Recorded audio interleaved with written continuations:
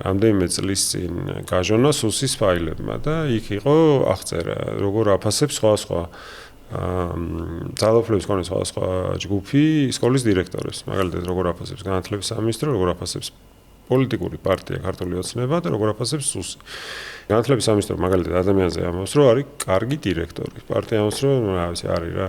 და სუსი ამბობს, რომ ნეიტრალურია და ამიტომ უნდა მოიხსნას. და ნეიტრალურში იგულისხმება პოლიტიკურად ნეიტრალურია, რომ ჩვენ არ გვეხმარება პოლიტიკას პარტიას. და ეგრეცით რომ სუსის გადაწყვეტილებით შეიძლება მოიხსნას ამ შეფასებებში. სუსის რა იყო, გოგაშვილი იყო ესეთი, მაგრამ მოადგილე იყო, უფროსი მოადგილე და მან გამოიდანა ეს ფაილები და იმ ფაილებში იყო ეს შეფასებები.